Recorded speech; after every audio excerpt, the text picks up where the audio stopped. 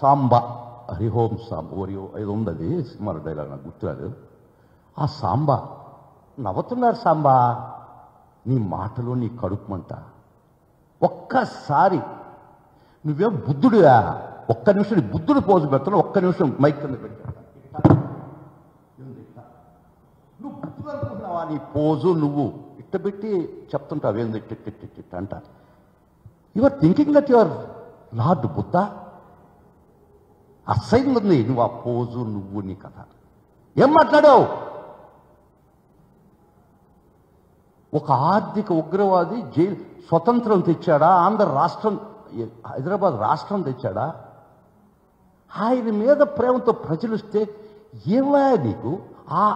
ఆ ద్వేషంతో కాలి చచ్చిపోతారు ఎవడు కూడా.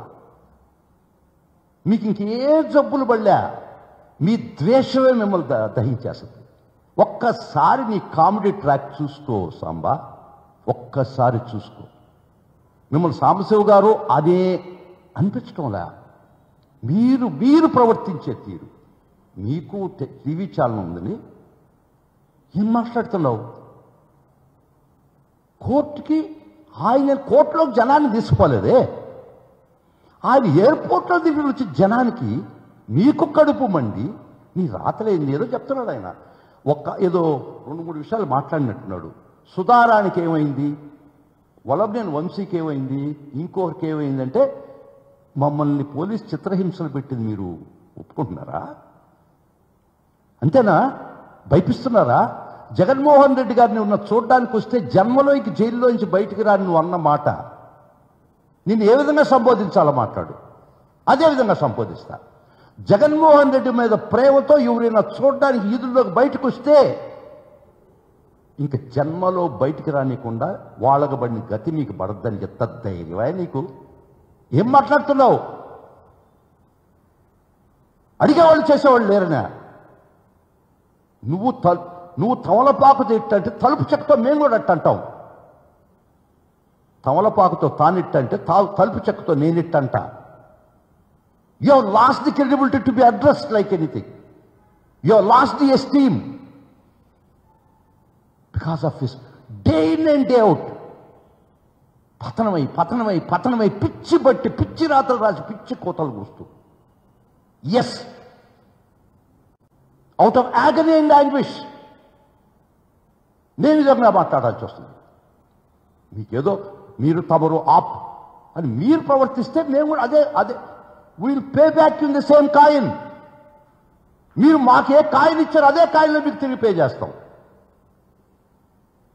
ఒక మాజీ ముఖ్యమంత్రి, ఒక పార్టీ నాయకుడు, ప్రజల్లో అపారమైనటువంటి బలమైన నాయకుడు, 40% ఓట్ బ్యాంక్ ఉన్నాడు, 151 సీట్లు గెలిచినోడు, కాంగ్రెస్ పార్టీని కోకటి వేళ్లతో కూడా కదిలించిన వ్యక్తి, సోనియా గాంధీని లెక్క చేయి తొడగట్టినటువంటి వ్యక్తి.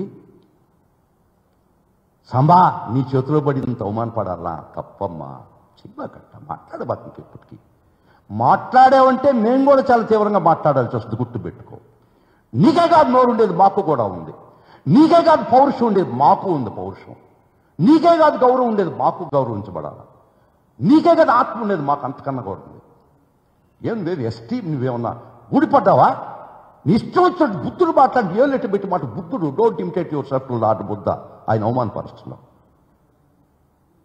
గుర్తుపెట్టుకో, ఇంకైనా మారు. నువ్వు ఏ విధమైనటువంటి కారు కొత్తలు కూస్తే దానికి డబుల్ మాట్లాడతావు హెచ్చరిస్తుండా. Yes, will do that. గమ్మునుండే కొన్ని మర్యాదగా ఉండే కొద్ది రెచ్చిపోతున్నావు నువ్వు. నీ కామెడీ పీస్ అయిపోయావు నువ్వు ఏం మాట్లాడుతున్నావా? జనాలు రోడ్లోకి వస్తే వాళ్ళు జన్మలో బయటకు రాని కొన్ని జైలు ఇస్తావా? ఏ చట్టం, న్యాయం, ధర్మం ఏమి లేదా? జాగ్రత్త, వద్దు. నువ్వు అది విరమించు, మేము చాలా మర్యాదగా ఉంటాం నీకు.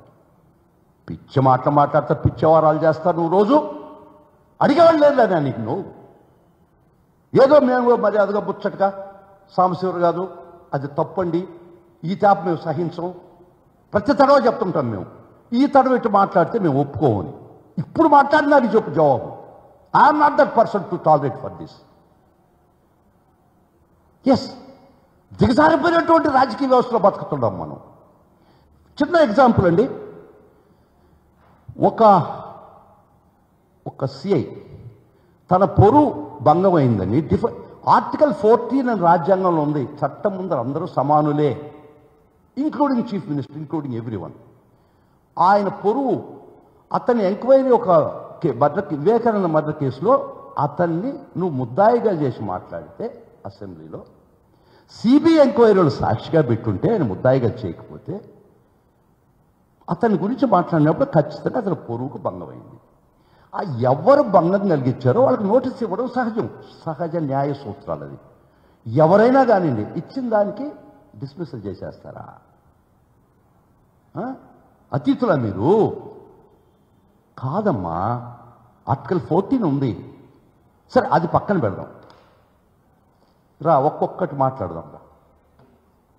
ఈయనెవడో పెట్టాడు ఆయన, వద్దు నీకు ధైర్యం ఉంటే చెప్పు, ముసుకేసుకోబాకు. నేను పెట్టానని ఐడెంటిఫికేషన్ ఇవ్వు, చట్టపరంగా నేను చర్య తీసుకుంటాం. ముసుగులో పెట్టుకొని ఫేక్ అకౌంట్స్ ద్వారా మీరు రకరకాలు వద్దమ్మా. సోమోటుగా గౌరవ న్యాయస్థానం కూడా దీన్ని దృష్టిలో తీసుకొని కేసులు పెట్టాలా? ఐటీ యాక్ట్ ఖచ్చితంగా your liable, contempt of court act కింద సెక్షన్ 2 కింద మీరు లైబుల్, డిఫమేషన్ కింద మీరు లైబుల్. మా జగన్మోహన్ రెడ్డి గారు అన్నది. మీరు ఈ చట్టాల కింద వస్తారు, రండి మీ ఐడెంటిటీ ఇవ్వండి, చట్ట ప్రకారం మేము చర్యలు తీసుకుంటాం. రకరకాలు మా మీద పోస్టింగ్లు పెడితే ఏపీ స్టేట్లో ఏ రిపోర్ట్ ఇచ్చినా మీ పోలీస్ ఖాతరు చేయటంలే, రిపోర్టు తీసుకోవటంలే. ఒక రాజ్యాంగ పాలన జరుగుతుందాం అనుకున్నావా? ఈరోజు వైఎస్ఆర్ కాంగ్రెస్ పార్టీకి మాత్రమే కాదు, సామాన్యుడి పరిస్థితి కూడా అంతే అనుభవిస్తున్నారు. అదేనమ్మా, మళ్ళా చెప్తా, సంవత్సరం అంతా పుష్పించదమ్మా ఏ పువ్వు కూడా, గుర్తుపెట్టుకో. ఇంకో సీజన్లో ఇంకో పువ్వు వస్తుంది, ఆ వాసన వేరుగా ఉంటుంది రేపు. గుర్తు, మీరు జర్నలిజం మీ పరిధిలో మీరు చేసుకోండి, రాజకీయ నాయకుల పరిధిలో వాళ్ళు ప్రవర్తిస్తారు. ఇక్కడ చేరి, హైదరాబాద్లో చేరి టీవీ ఛానల్ పెట్టుకొని ఆంధ్ర రాష్ట్ర రాజకీయాలు శాసిస్తాం అనుకుంటున్నారా మీరు? వ్యక్తిగత హననం చేయాలనుకుంటున్నారా మీరు? ఖచ్చితంగా మీకు ఈ రేంజ్లోనే సమాధానాలు ఉంటాయి. లీగల్గా, చట్టపరంగా మీ మీద కూడా ఇదే రేంజ్లో చర్యలు ఉంటాయి. లీగల్గా, చట్టపరంగా మీరేం చట్టానికి అతీతులు గారు. ఒక జర్నలిస్ట్కి మీకేం ఎక్స్ట్రా ప్రివిలేజ్ ఏం లేదు. నిజంగా వైఎస్ఆర్ కాంగ్రెస్ పార్టీని పెట్టినటువంటి వ్యక్తిగత హనాన్ని ఖచ్చితంగా యాక్షన్ తీసుకుంటాం. ఈ ఫేక్ పోస్టులు పెట్టిన వాళ్ళు ఖచ్చితంగా మేము చట్టం ముందు నిలబడడానికి ప్రయత్నిస్తాం. తమసోమ జ్యోతిర్గమయి, మళ్ళా చెప్తున్నామ్మా, తీసేయమ్మా ఈ caption. You are leading from truth to untruth. You are leading the public from light to darkness. You are leading the public from wisdom to ignorance. దీనిలో ఏమి చెప్పబడి ఉందో ఈ శ్లోకంలో, ఉపనిషత్ శ్లోకంలో, దానికి ఎగ్జాక్ట్గా ఆపోజిట్ రాస్తున్నావు. ఇది నీకు వర్తించదమ్మా ఆర్కే గారు. You are doing exactly what is exactly opposite to this. దెయ్యాలు వేదాలు వల్లిస్తే ఎట్టమ్మా? వద్దు. కాబట్టి జగన్మోహన్ రెడ్డి గారు అడుగు తీసి అడుగు పెడితే, ఆర్కే గారు జనాలు తోలినట్టు నువ్వు ఒక్కసారి రుజువు చూపించగలుగుతా. ఆర్కే గారు స్వతంత్ర పోరాటం చేసి వచ్చినాడు హైదరాబాద్ కన్నా మాట్లాడతాడు అతను సాంబా. ఆయన మీద ప్రేమ, ఆయన మీద అభిమానం, గుండెల్లో గూడు కట్టుకుపోయినటువంటి ఒక అపారమైన ప్రేమ, ఒక పిచ్చి ఆయన అంటే. మాకు వైఎస్ఆర్ కాంగ్రెస్ పార్టీకి, వైఎస్ఆర్ కాంగ్రెస్ పార్టీ కార్యకర్తలకి 40% ప్రజలకి ఆయన అంటే పిచ్చి. అది చూసి మీకు పిచ్చి పడితే అట్టమ్మా. కాబట్టి ఈ విధమైనటువంటి న్యాయ వ్యవస్థని ఆయన ఆర్కే ఆయన నిర్దేశిస్తాడు కోర్టులో ఏం జరగాల, ఎట్ట జరగాల, ఏం క్వశ్చన్ వేయాలా, ఎంతసేపు కోర్టులో పెట్టుకోవాలా. It is nothing but influencing the judiciary. It will amount to contempt. You cannot force the judiciary. బలవంతం పెడుతున్నారు ఆర్కే మీరు, తప్పమ్మా. జరిగినన్ని రోజులు ఎల్లకాలం జరగద్దు అనుకోబాక ప్లీజ్.